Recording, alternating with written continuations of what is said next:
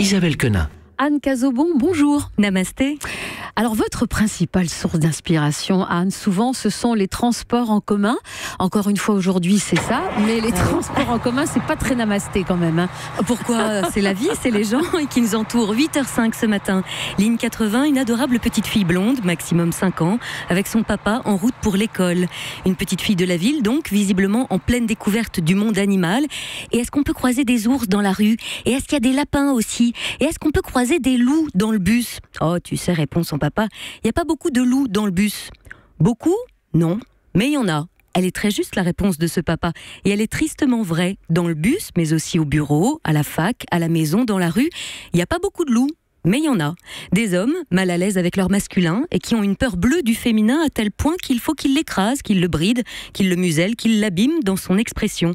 Ce week-end, vous n'avez pas pu passer à côté du hashtag Balance ton porc, où, à l'invitation de la journaliste Sandra Muller, les femmes se sont mises à briser l'omerta et à raconter le harcèlement sexuel et même les agressions sexuelles dont elles ont été victimes dans leur travail, mais aussi en famille, dans la rue, dans les transports. En voyant défiler ces tweets, tous plus glaçants les uns que les autres, en voyant la parole faire ricochet contre les parois d'un réseau social en forme d'oiseau bleu, en voyant celles qui osaient plaquer et planquer derrière un pseudo dans un tweet choral dire ce qu'on leur avait fait, en voyant certaines passer du on au nous, et d'un coup, là, porté par le phénomène cathartique, assumer enfin le je, ça m'a fait penser à ce que l'on peut expérimenter lors de stages de développement personnel, notamment dans des groupes de femmes, des cercles de parole, dans lesquels le sentiment de sororité prime, comme si on était entre sœurs pour partager les larmes, les vécus semblables et la même condition féminine. Oui, cette libération collective de la parole sur les écrans ressemble un peu, c'est vrai, à ces rituels de tentes de femmes indiennes, les fameuses tentes rouges dans lesquelles le bâton de parole circule pour y libérer le féminin abîmé, bafoué, humilié par des hommes, des pères, des collègues, des maris, des frères ou des inconnus dont le masculin n'est pas ancré. Alors vous qui cheminez en développement personnel depuis 15 ans, qu'est-ce que vous observez? Que pour celles qui décident de ne pas s'en occuper, pour celles qui glissent cela sous le tapis, ces histoires remontent à la surface lors d'un stage de voix, lors d'un cours d'expression corporelle, dans une rupture, bref, dans un endroit où rien n'est prévu pour.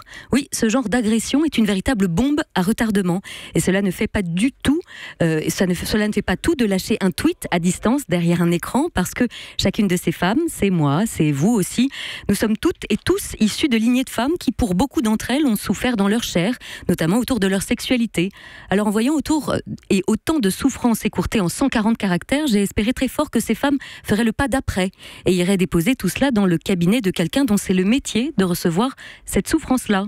Un thérapeute, qu'elle puisse y déposer le secret d'une mère, trop lourd à porter, la rage de voir un délai de prescription dépassé, des mains courantes restées sans suite, des regards dégueulasses après lesquels aucun savon n'est efficace, l'angoisse de prendre les transports depuis cette main sur la fesse, depuis cette intégrité piétinée, depuis ce type en chasse l'autre soir.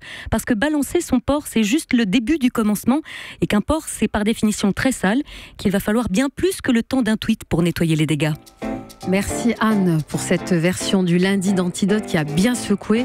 On se retrouve tous demain pour parler d'un nouveau thème. On parlera de la peau et des effets du temps. Comment ralentir, empêcher, préserver notre beauté et ralentir le vieillissement.